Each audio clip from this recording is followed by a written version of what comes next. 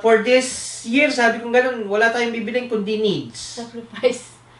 Di ba? Yeah. Hello everyone! Welcome to Test TV. I hope you all doing fine. Kung may nakaka-recognize sa inyo itong aking guest sa ngayon, walang iba kundi si Jung and Edna. Sa previous video namin, nandoon sila. Kung hindi nyo pa napanood, pwede ninyong balikan yung story nila. Galing Pilipinas, papunta ng Canada, hanggang yung buhay-buhay nila dito. So ngayon, ang amin namang pag-uusapan is yung mga goal nila na habang nandito sa Canada. Short period of time, dahil mayroon silang mga plano, dahil nga nakapagpasya na sila dito na gusto na nila sa Canada, then nag-expand yung kanilang goal. Isa na doon yung nagkaroon sila ng idea kung paano mag-invest. Jung, ang hindi ko kasi sa iyo nakakalimutan minsan, nasa bahay ka namin, nag-drop by kayo, nasabi mo sa akin noon, Ate, one day gagawin ko rin yan. Kasi lagi tayong nag-uusap about real estate. Eventually, dumating yung time na nandun ka na talaga, ginagawa mo na. Which is, nalaman ko na, nagkaroon ka na ng second property as an investment.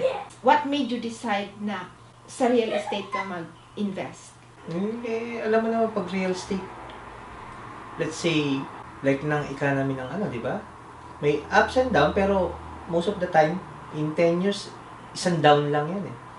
Mm-hmm. So, mostly is up. So, ayun na naging sa akin. Saka isa pa, katulad mo, nagbi-business ka rin regarding ng mga rentals, Kumaga, naisip ko, ba't hindi ko i-try at meron naman ako magiging guide. Kasi na eksperyensado, katulad mo, o di, sabi ko, katulad niya, magkapatid kayo, siguro hindi naman ako tatanggihan na pag nagtanong ako o lumapit ako regarding sa mga, sigurado naman, may makukuha akong mga sagot or hindi ako mare-refuse na. Di ba? Mga ganun lang. May natutunan na rin ba? Hindi. Kumaga, sa akin, first thing para first is listening. Mm-mm. Listen first. And then observe. Di ba? Oo. Totoo yun. Kumaga, nakita mo yung mga first step para ma-achieve mo yung mga gusto mong mangyari, di ba? Sabi ko, very interested ito. Kaya nung sinabi mo noon na talagang very confident ka na sabi mo, Ate, gagawin ko rin yan. Sabi ko naman sa iyo, why not? Hindi, saka, ang mga ginagaya naman talaga, ang kinokopya is yung mga tama, di ba? Yun lang. Nakita ko naman tama. At kumaga mayroong magiging improvement or hindi nga mag-grow ka, di ba? Hindi lang hindi ka lang yung parang paycheck to paycheck ka na mumuhay sa pang-araw-araw, di ba? Parang ang hirap nun. Kasi dito talaga sa Canada, kung mayroon kang interest na gumawa ng isang bagay na palagay mo na nasa loob mo or magagawa mo. Saka isa pa, lakasan lang din ng loob. At saka, isa pa, yung paniniwala lagi tayong nag-rely sa Panginoon na ito ang hihingin natin. Kaya, kung talagang para sa atin, bibigay ng Panginoon. Yeah. So, ganun yung focus to the goal. Oo. Kaya naman, nagulat ako minsan na isang araw na sabi mo, Ate, nagkakanvas na ako ng bibili na bahay at mayroon na akong approval at ganito, ganyan. So alam mo sinong unang natuwa? Ako unang natuwa sa inyo dahil yung sinabi mo ay pinanindigan mo talaga. Talagang nandoon yung goal mo. So, I was so surprised and I was impressed by your decision at saka mo ginagawa niyo. Kasi, yun, naka-achieve kayo ng rental house. And then, after noon, ano nangyari? After 4 years, nadagdagan na naman ng isa. Yes. So, that is another property for rental again. Yes. So, bali, pang-tatlo mo ng property. Yes. So, congratulations. Napakagaling nyo. Thank you. I think you serve as an inspiration to us. Oh, thank you. At saka, hindi, kasi ganito, at saka isa pa, ang maisasabi ko lang sa inyo, ganito, habang binibless tayo ng Panginoon, dapat ang heart natin, kailangan, we have to remain as humble. Kasi, sabi ng Panginoon, pag naging humble ka, siya ang maglilift talaga sa atin. So, yun lang ang kasi, God will help us more, will bless us more pag ganun ang heart natin is pure at saka hindi natin maano na ang sarili natin at hindi natin i-compare, ako mas maano sa kanila. Kaya, remain as humble. Success is nothing without humility. Baka may balak pa kayo na dagdagan yan. Just keep on moving and focus to your goal. Yeah, marami pa. Marami pa. Nagsisimula pa lang tayo. Wow! Nagsisimula pa lang. Nagsisimula pa lang sa pangatlo. So, ibig sabihin, meron pang mga darating. May darating So, pa. ngayon, nandito sila at sinabi, meron pa raw na darating. Dito sa Canada, kung tayo talaga magsisikap at meron tayong paraan, magagawa natin. So, kasi marami din from the Philippines makapunta dito, parang marami silang regret na bakit nandito, kaya eventually nagpa-plan sila na umuwi. So sa inyo ba hindi niyo nararamdaman yun? At this moment, meron pa ba kayong Meron. Pag ano naman, yung yung retirement age. pag-retire na? Yes, ayun Pero ang plano. sa ngayon, wala pa. masaya kayo na nandito. Masaya. Isa pa, nakakapagbakasyon naman. Mm-mm. Ayun. Tapos, you're happy sa trabaho, Yes. and you're happy Kumbaga, sa trabaho. Yes. Yeah. Yeah. Kasi yung plano naman is kumbaga, ngayon, mamuhay tayo kasi let's say, wala na talagang luho, mga ganun bagay. Di ba, nag-start tayo sa ganun, di ba, yung first year, sabi natin, Sacrifice. for this year, sabi ko ganun, wala tayong bibiling kundi needs. Sacrifice. Di ba? So ngayon, Jong, ano ang sunod? After nung third property mo, ano ang yung Sunod? another plan? We're working something na Something different? something different. Okay. So at least, Different business. okay. So ngayon, And I hope tawag ito? materialize I think soon? soon, mga siguro first quarter of the 2024. Okay. So sabihin mo sa akin para Yeah, na naman share natin sa kanila kung ano na naman yung next And plan. sigurado Diba? marami ka ng subscriber. Hopefully, marami na subscribers. And Para followers, marami di ba? rin ang para marami rin ang ma-inspired sa kanila. So ngayon, ano ang mai-a-advise mo sa ating mga future viewers at saka sa viewers natin sa ngayon or sa mga subscribers? As I would say na ang life ninyo dito sa Canada ay binibless kayo dahil sa result Hindi na naman araw-araw. May times din. No, I mean yung achievement ninyo, Yes. that is a big It's a thing big na we blessings. are grateful Mm. sa Panginoon because blessed Noon- kayo. Noon, Diba? our dream lang is to have a house and a car, but it's more than God gave to Yes. us. Yeah. May sinabi nga siya nun, hindi ko akalain na may pipirma na kung ganitong mga amount. Hindi pumasok sa isip ko yun, sabi niya. Yeah. Mga- So yeah, that's an unexpected blessing na God surprise you.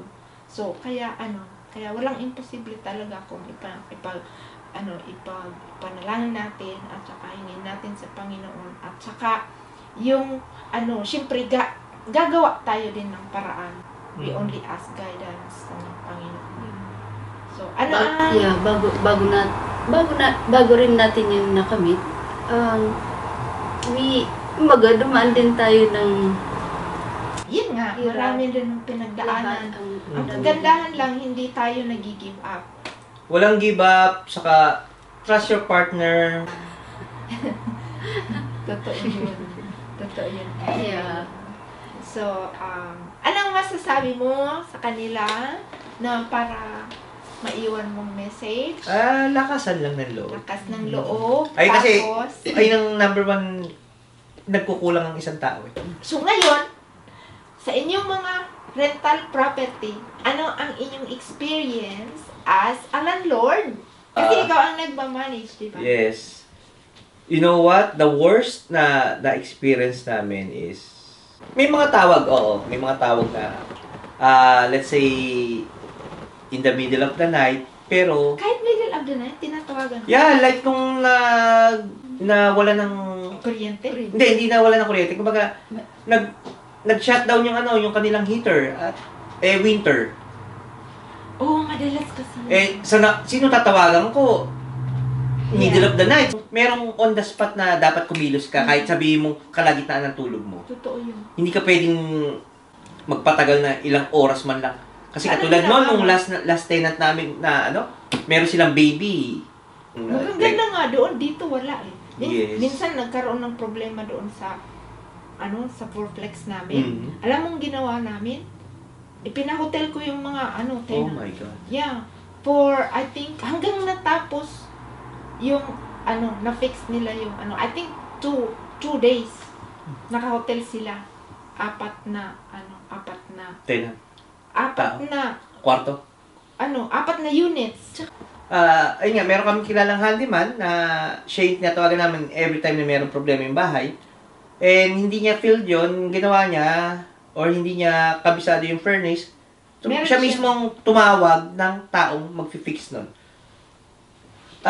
Ayun lang kagandahan doon sa kakilala namin yun. At everything na, Tsaka mabait din, di ba? ayun nga, hindi siya, Hindi siya nag-take advantage. kahit malayo kami rito, sasabihin niya, ito yung binili namin, ito naman yung charge Maganda ko. na yun. Yes, ganun Kasi lang.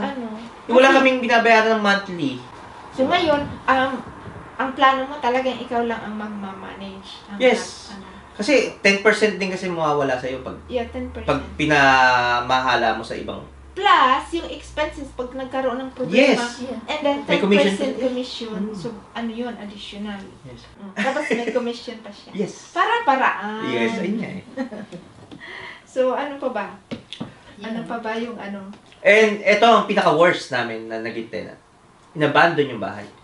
Hindi pa yun, Jong. Alin? Wala pa yun. Bakit? Sa experience namin. Oh, really? Ayun, grabe yun. Talagang iniwan. Iniwan Ang lang daming pero kalat. walang sinira. Oh, that's good. Walang sinira. Yun nga ang sabi nila, swerte nyo Oo, kasi walang ginawang gamit lang. sinira sa Oo. Minsan naglalaro sila sa washroom. Oh my God. Oo, meron silang ginagawa. Kaya, wala pa yun. Nakita ko yung picture mo. Yeah. That's nothing. Kaya, Yeah, yun nga. watch out. Swerte. Hindi pa yun. Hindi. Pero, hopefully, na wala namang Yeah. wala namang darating pa na mas worse doon. Pero, that was minor. Dapat matuto ka mamili talaga. Huwag ka let's say, masisilaw sa mga itsura, sa mga Yeah. pamananamit. Due diligence. Pag nakita mo yung aming huling tenant, nako, para kala mo celebrity. Oh. Ang Minsan ganda-ganda. nag-abandon tapos pagdating sa bahay, wala. Parang hindi siya Marunong. lilinis. Yung reference minsan hindi reliable. Ayun Kasi nga eh. pwede yan nagagamit lang ng Ayun nga eh. kanino. Sino Kaya yung ang, tao. for me, better, kunin mo yung yung company, work. Yeah, yung company. Wag ka doon sa, for me, yung mga reference na, Baka kaibigan lang, di ba? reference na like ng, ang tawag ito, ng owner ka mo ng kanilang tinitiran. Yeah. At saka hindi kasi yung titinitirahan na yun, let's Para say sa baka akin. gusto rin na paalisin. Hindi Oh, siya reference. Yeah. He's very good. Kasi gusto ko nang makaalis. Yes, ayun nga. Yun ang Ganun nasa yun. isip ko noon. Sabi ko, Yeah. baka, kasi nag-background check siya eh. Iba. O sige na. Thank you so much. Salamat sa inyong time. Yeah. So, thank you so much sa inyong panonood ng aming video. And ito, salamat ako sa inyo, mga aking guests sa gabing ito, sa araw na ito. Thank you din Thank you so for much inviting for us. your time. And sa uulitin, okay, abangan natin sila kasi sa susunod meron pang i-share sa atin ng kanilang susunod na adventure. So, I'm excited to find out para ma-share sa inyo. So, thank you so much.